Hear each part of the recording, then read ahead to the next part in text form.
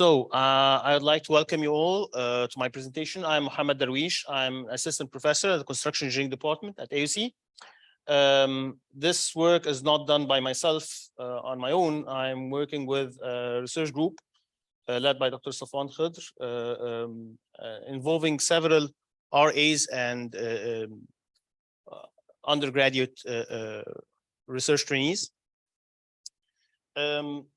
Basically, what we are doing is that we are aiming at having an end product of a fully scaled, constructed earth wall.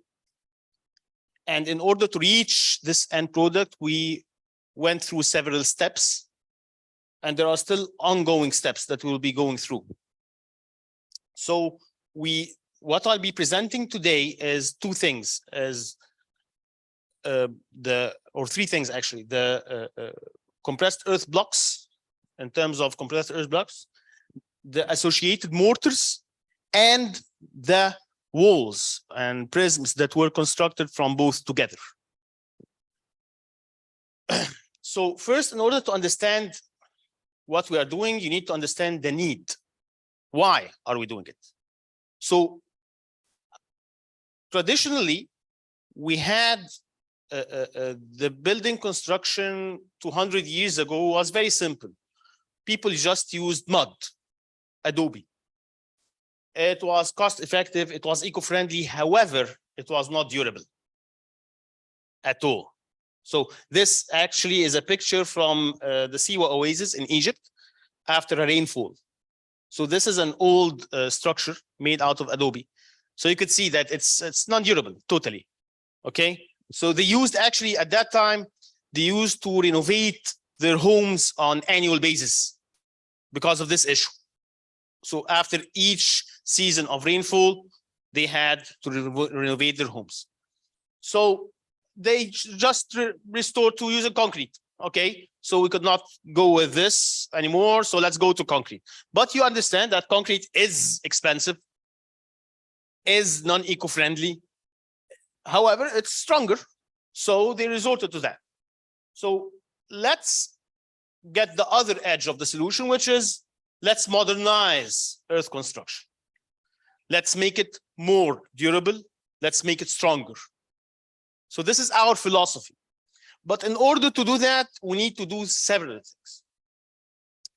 First, we need to understand earth construction. So this is the big picture of earth construction. Of course, it's not this. By the way, this diagram is very famous. And anybody who worked with earth construction, he'll understand it's classifying into four families: the dry, the humid, the plastic, and the liquid.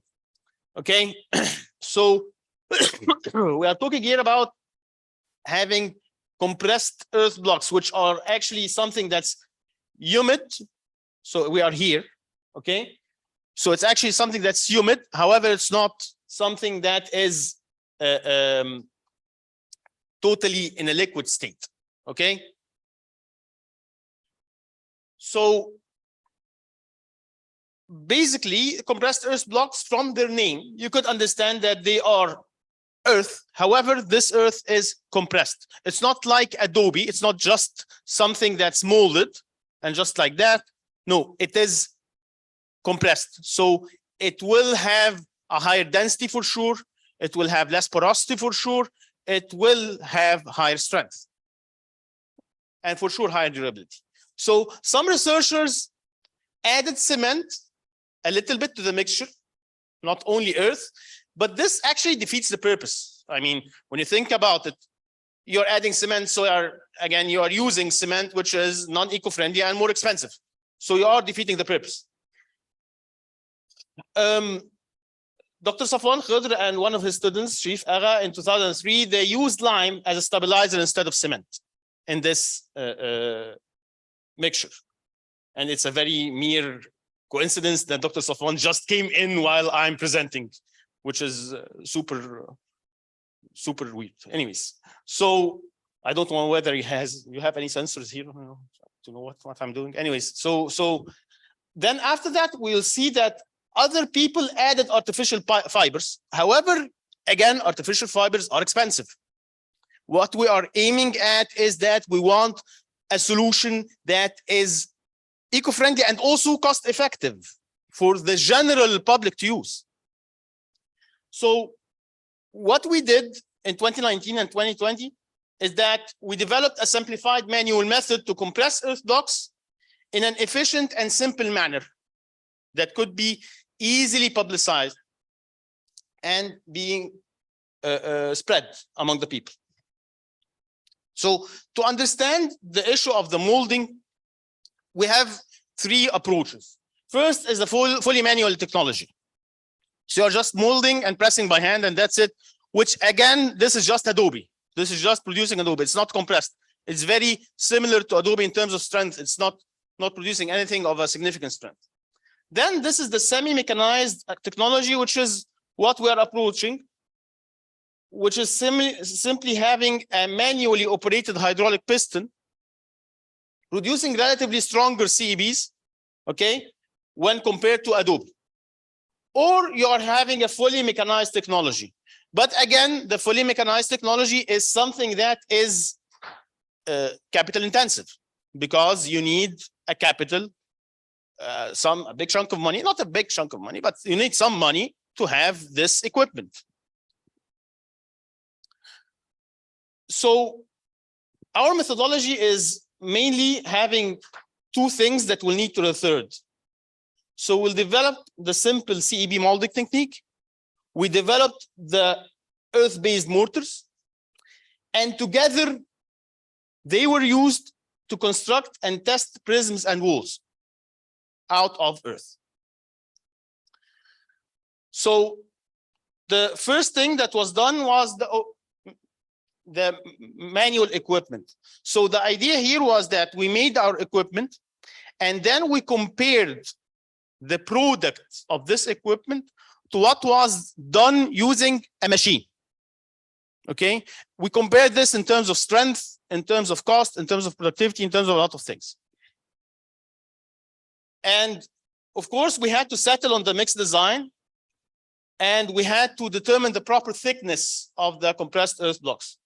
Could you guys see from this podium, or shall I move it? It's okay? Is it? Okay. So this is our equipment. Actually, I got the idea of this equipment from while riding the AUC bus. And then I sketched it. I sent it to Dr. Safwan, remember that day? And next day he was asking me, what's that? Then I started describing. So this is simply, you have two I-beams. Okay, and in between is our hydraulic piston, our steel block, and a plate, and a mold. This mold, by the way, in this design, it's one mold, but it's adjustable. You could have, instead of one mold, you could have two molds. They have 4 molds. You could have whatever number of molds that could work together and being pressed together in order to mold your mixture. And you have chains in between, and you have double angles up there. So these chains, once you press your piston, the chains will be under tension, and they are fully tensioned. Once they are fully tensioned, the steel block will move down and will press on your mixture of soil to make it compressed. So, very fast question. The more you press, will you have a denser or less dense mix? Denser. The more there is the density, what's the expectation in terms of strength? Higher or lower? Higher. However, it's at a cost. So we manufactured 3 blocks with the same mixture that we had got previously from Sharif Agha and Dr. Safwan Khadr in 2003. And we reached a thickness of 90 millimeters using our testing machine, compression testing machine in the lab. Okay. Then we start manufacturing our blocks in order to compare them using our method. So this is actually, these are the three samples compared to each other. So the three samples manually manufactured or using our equipment or semi-manual equipment, and the three using the mechanical, fully mechanical approach. And you could see that they are all playing in the same vicinity. They are all playing within the same range of strengths. So they are more or less the same, didn't differ that much. Oh, what's that? Sorry. If you even go and calculate the modulus of toughness to have a more solid figure of the samples compared to each other, you'll find that they are falling within the same range. If you want to think about the rate of productivity, you need to understand something very important, that because this is a semi-manual equipment, there is a human element in it, which is the person who's using it. So we made a very nice study on the number, on the sample number, which sample number is the fastest. So the slowest was the first time. First time he's using it, it took him more time. With the learning curve going on and on and on, it took him less time. Okay. So with sample number 9, it took him only 7 minutes and a half. And by the way, this 7 minutes and a half, it's including the mixing time. It's not only the pressing time. So this is the total time of the process. It's not only the time he's pressing. Of course, this is using the same worker. Okay. So we did the study having the same person. Okay. Who's Yahya in the lab here, but actually knowing that two things. First, he's a general labor. He's not a skilled person or not a technician. Actually, he's a general labor. This is one thing, but also another thing, he's an ex-boxer, so he has a good arm. So this guy, I mean, I could not compare him to myself, but again, he is a worker. Okay, he's compared to a typical worker. So also we did a study on the mix design, which is the best mix design to be studied. So we made 3 mixes. First is including some percentage of lime, 8% lime with no palm fibers. The other is having 1% of palm fibers with no lime. Then the third had 7% of lime and 1% of palm fibers. And we found that introducing palm fibers, it somehow decreased the strength, but it increased the ductility. Okay, maybe we need to study it further to understand what's happening with palm fibers in specific. However, we settled that it's sufficient just to have the first mixture with the 8% lime. Okay, and then we started playing with the thickness because our equipment could get us different thicknesses. So we found, of course, that it makes sense that the lower is the thickness, the smaller is the thickness, the higher is the strength, because that means you are pressing more to reach this thinner block.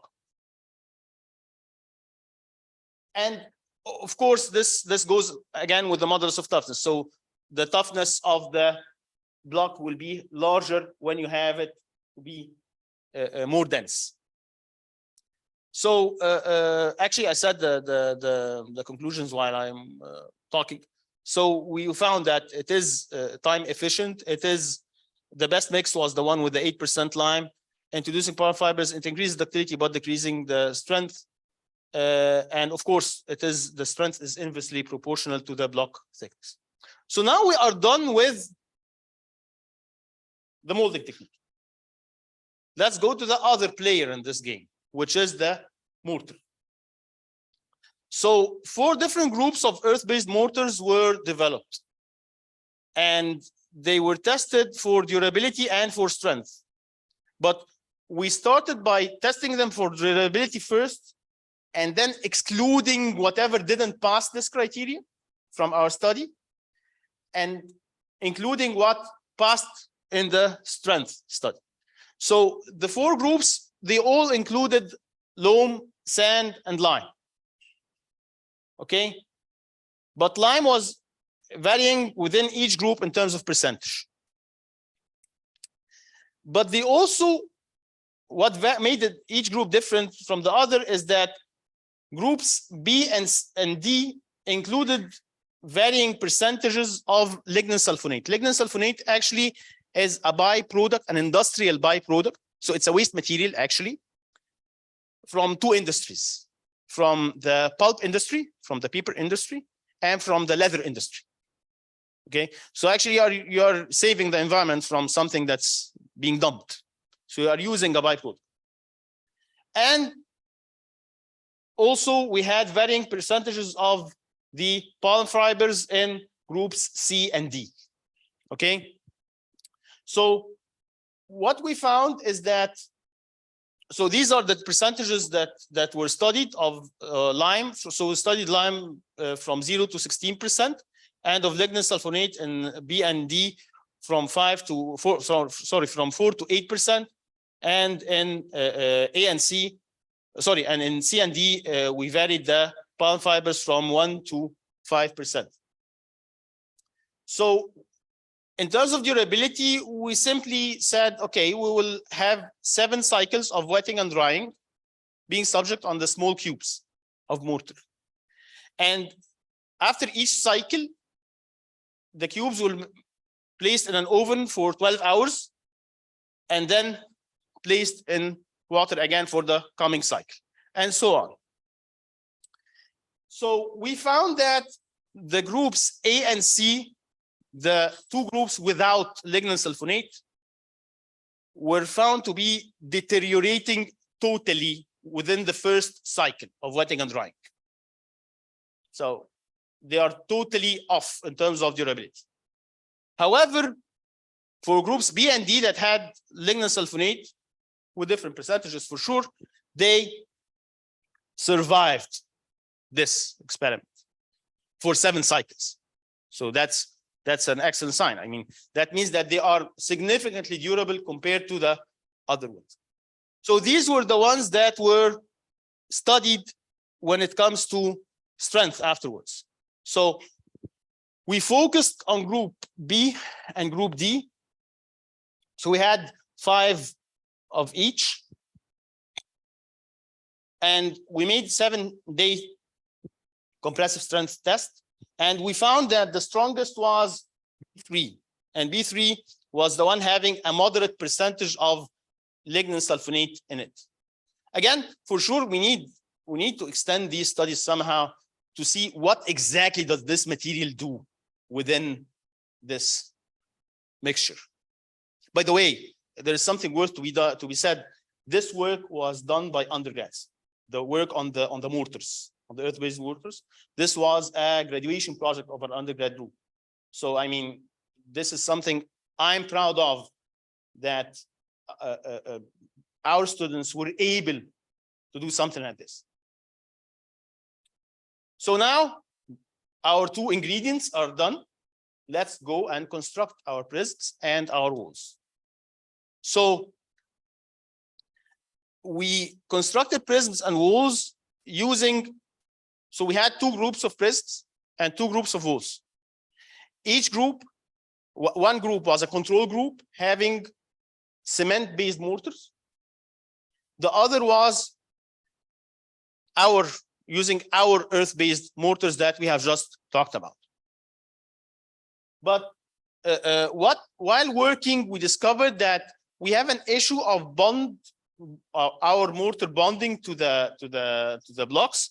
So we started playing with the water content to reach the optimal moisture content that will make this block bond with this mortar properly. Then the constructed prisms were loaded vertically till failure, and the walls were loaded laterally till failure. Furthermore, we did an erosion test on the walls. So we got the erodibility index of the walls to have a much more solid figure of the durability of our end product, to which extent it's durable. So first we had the block-to-block bond testing. This is our setup, and we had to prepare we found that it's much more efficient to prepare the surface of the block before the construction itself. So roughening, by the way, made a super big difference. Yeah.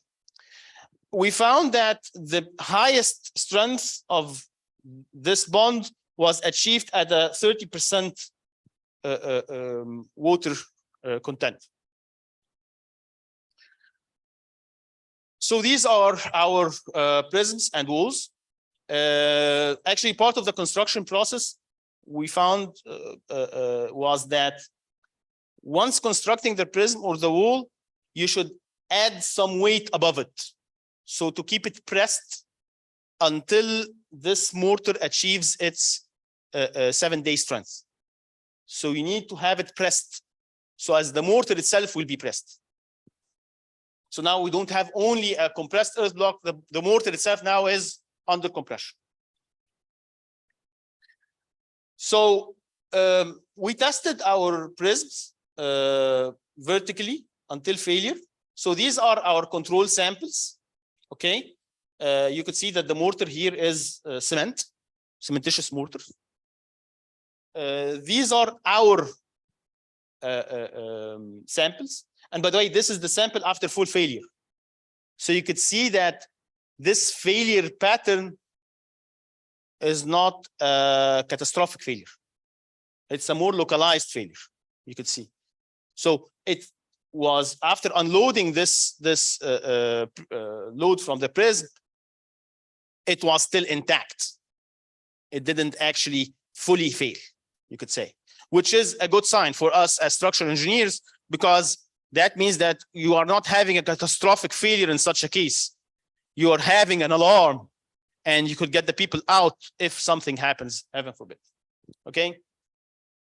Of course, it goes without saying that for sure, our fully earth-based alternative will be a little bit weaker than the cement mortar alternative. However, the failure pattern didn't differ that much. The failure pattern, in terms of failure pattern, didn't differ that much, which is something very interesting to know. Then, this is our test setup for our wall specimen. So we have some vertical load applied, but it's constant. Then what's actually changing is the horizontal load by the horizontal actuator. So, and again, these are our two groups. So this is the one with the earth-based mortar, and this is the one with the cement, the control group over there. And one of the things we noticed in general, whether you are talking about earth-based mortar or the control group, the cement-based mortar, you will see a variation which I personally perceive due to the workmanship, because specifically when it comes to any work with masonry in general, the workmanship is a very big playing factor. So again, this is an unskilled labor. He's not a professional mason. Okay, so the homogeneity of the layers of mortar he's applying, the thicknesses are not 100% always the same. So these are all factors that come with the issue of the level of skill of the labor. So this is something that will, it's something that you not see directly in the graph, but it is a hidden factor for sure. And by the way, this is something that you will always find there in earth construction in general, whether using compressed earth or rammed earth or whatever. It is something very sensitive to the level of skill of the labor. Okay. Then we have the wall erodibility test. Actually, we got this from the New Zealand standard because it was the only standard we could find that could have a test like this with this setup. So simply you have a nozzle under a certain specific pressure at a certain distance, shooting the water at your wall. So then, according to the test, it gives you an erodibility index ranging from 1 to 5. 5 is a failure. 1 is something super that was untouched. Of course, this is earth construction. You are expecting that you never reach a 1. Okay. So 3 is the acceptable thing. So we got 2 3s and 1 5. But the 5 that we got in wall number 2, this erosion happened in the mortar, not in the block. So this hole that happened here, it happened in the mortar, which is something very interesting to look at, which means that if we manage to have stronger mortars later wise, we will not have any 5s. We will have mainly 3s or even 2s. Okay, because even also again these 3s again, they were also in the mortars mainly. So the blocks themselves, they are in a good shape. They didn't suffer from what the mortars suffered from. So we could conclude that the compressive strength is inversely proportional for sure to the water content, having a 30% as the optimal. The structural performance of CBs within prison and wall subject to axial compression is sufficient for wall bearing of small structures, approximately 2 stories. Okay, which is actually our target. We are not targeting 3 or 5-story buildings from earth construction. It was done, but I mean, this is not our target. Okay, we are proposing earth construction actually as a replacement in rural areas. So over there, mainly people construct 1 or 2-story buildings. So in general, the walls and prisons constructed from CB using cement mortar were for sure stronger than the ones with the earth-based mortar. And CBs were durable when it comes to erosion, especially when comparing them to the adobe bricks, for sure. Again, for sure, when comparing the earth-based mortars to the CEBs themselves, they are less durable than the CEBs. So we have seen that the mortars were the point of weakness within the walls when it comes to the erodibility index. Of course, the variation in workmanship is one of the main sources of variation in the results. These are our references, including the 3 papers we have published together. And thank you.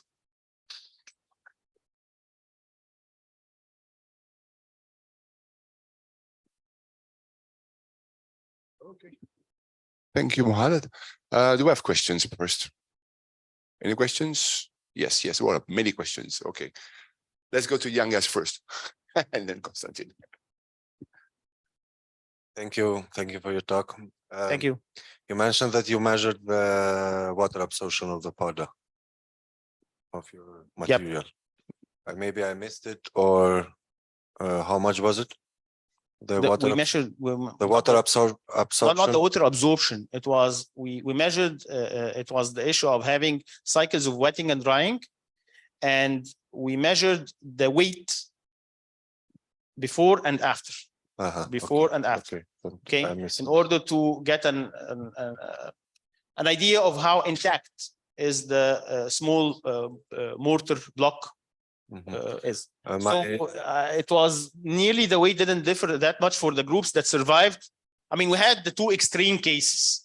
So the first extreme case, the 2 groups that totally disintegrated from the beginning, so they were excluded from the beginning.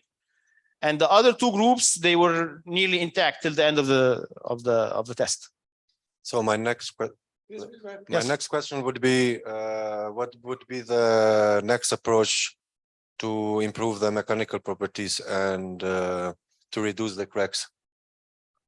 What would be the next approach? Have you just an idea? Have you ever thought to use straw fibers to reduce the cracks? Issue is that we are not. We don't want to use anything that could be expensive, because again, we are proposing this as a low-cost solution in rural areas. And in order to put you in the picture, in Egypt and in other countries with similar conditions, the highest cost component in any structure is the material cost, not the workmanship. So it's exactly opposite to the case in North America or in Europe. So here, the material cost in specific is what we need to cut down. So because of that, we could not, we don't like to go into the area of adding any artificial fibers. Of course, we know that for sure it will increase the strength, for sure. However, I couldn't hear what type of fibers you are talking about. Straw fibers, usually that they are, Okay. they don't cost, they are thrown away or burnt when you, yeah. Okay, it would be interesting to dig into that. Yes. Because where Maybe, I yeah. come from, they're used make this kind of blocks and they use straw fibers and would be helpful. Maybe. Just Okay. idea. That's very interesting. Thank you. Konstantin. Yes, thank you. Well, quick question, maybe I missed it. Maybe you can explain the role of using lignosulfonate. So why you use lignosulfonate in your formulations? Why did we include it from the first place? Yeah, why we use lignosulfonate in your compositions? Okay, it's typically used also, by the way, one of the uses of lignosulfonate is it's partially used as a plasticizer. Okay.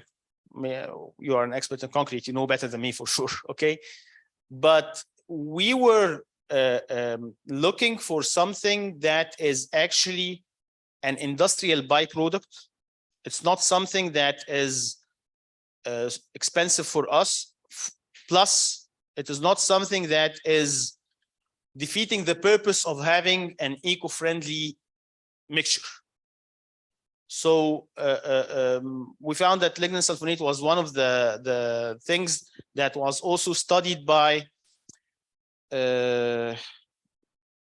Safwan, remind me, maybe it was not Sharif Agha, it was somebody, we had somebody else, another one who studied the lignosulfonate previously, I think Tariq Mahfouz.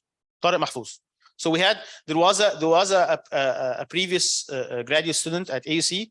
His name was Tariq Mahfouz. He actually studied lignosulfonate, the usage of lignosulfonate and the mixtures used to repair and retrofit some limestone structures in archaeological sites in old Cairo, I believe.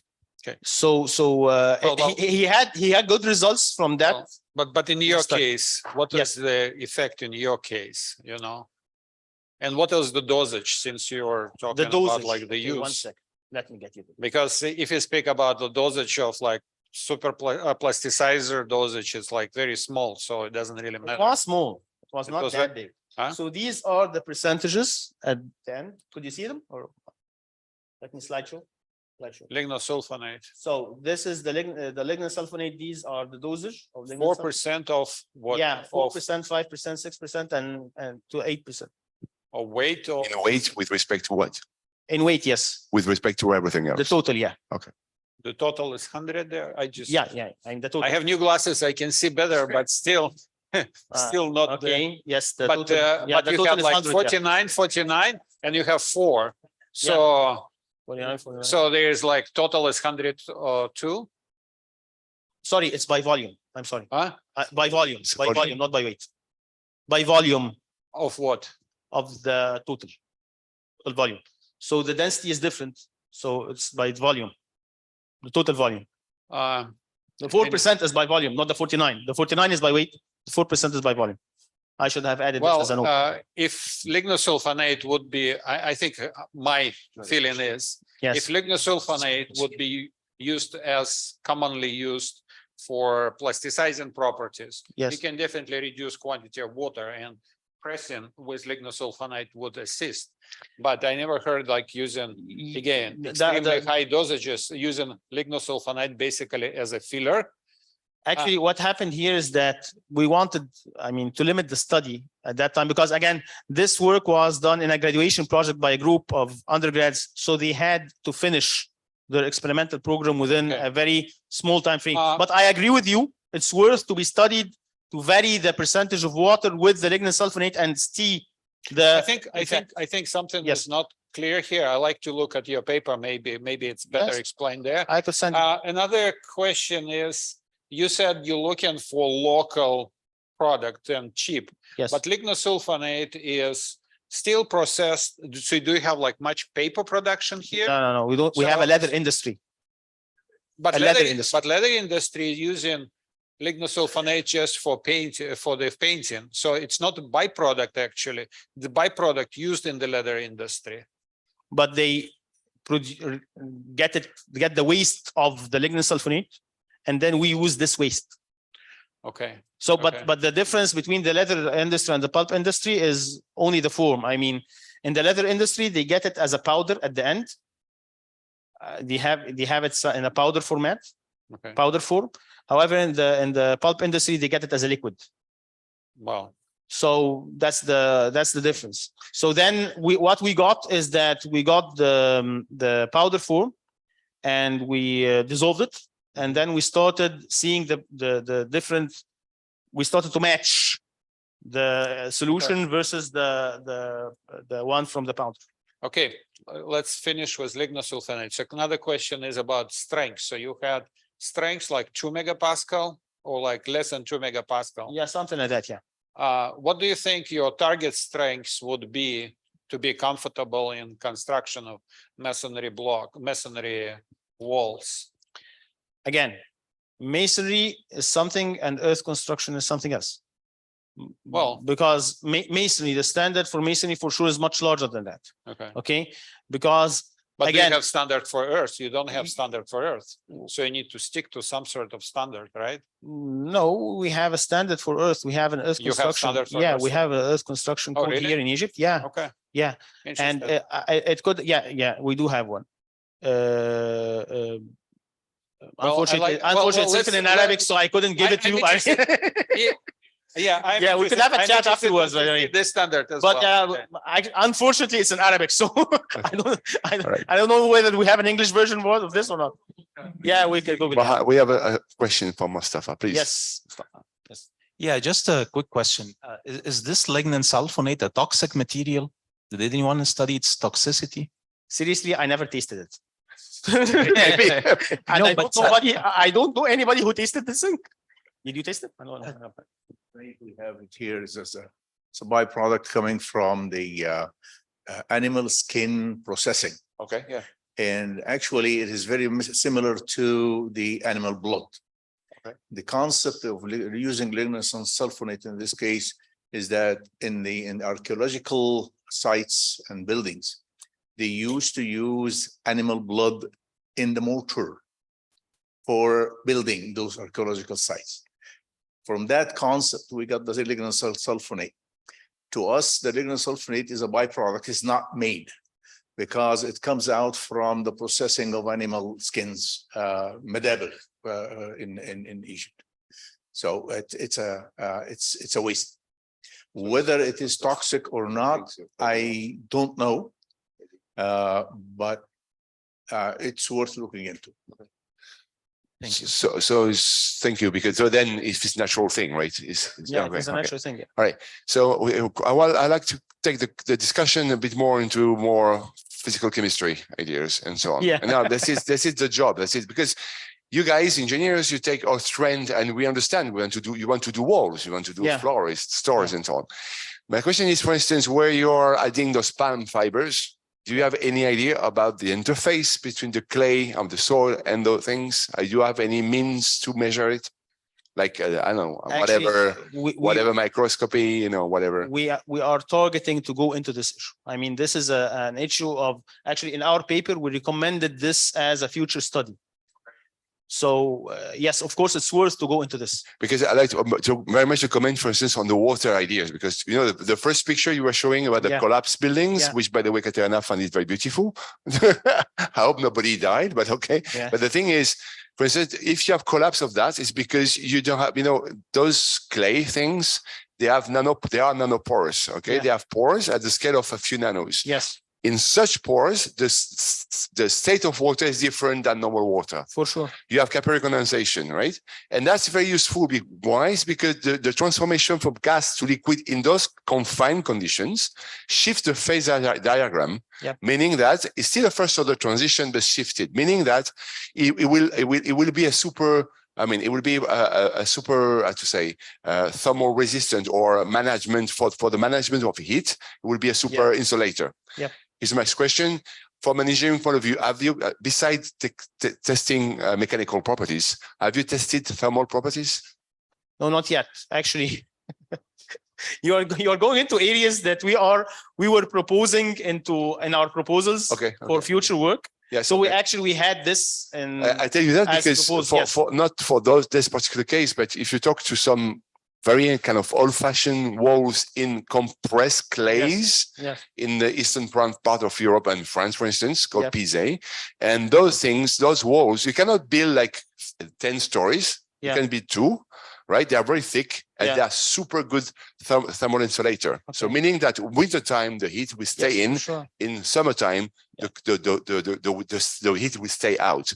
You see, and that is due to the phase transformation of water in those nanopores. So this is maybe interesting for you to quantify the type of porosity that you're dealing with, from nanopores up to micron, up to bigger cracks, and maybe optimize the amount of nanopores. For sure. Actually, this is what we were aiming at, and our second phase of this work, but unfortunately, we didn't get funding for that till now. Okay. So this is actually we were aiming into blending this thermal conductivity study within our work. Yes. In order to reach an optimal design. Yeah, but you see the design thing. There's also the step to understand why, and the why comes from the analysis from whatever, again, TM or ICM pictures, or at least kind of thing, or measuring the interface and the amount of pores, the different type of pores, and so on.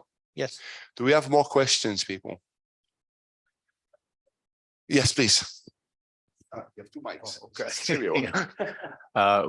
You're right, because this kind of structure breathes actually. And when it breathes, it feels much comfortable in the summer. It's a kind of a natural air conditioning. And in the winter, it's a good insulation from outside. This particular issue should be studied, and we do have facilities in here at AUC that we can do that study, but the funding is lagging a little behind it. Now, the compressed air blocks is not supposed to be, or it's not meant to be a super construction material. It is a replacement of the Adobe. So the Adobe suffers, Adobe structures in Egypt suffers a lot from environmental changes. And actually they have to reconstruct or re-maintain that every year after the rain and the heat and summer and so on. So actually this is a replacement of the Adobe. Why? Because in the rural countryside, the alternative to Adobe is to using concrete, and that's disastrous. Right. So we want to give kind of an alternative that is not concrete.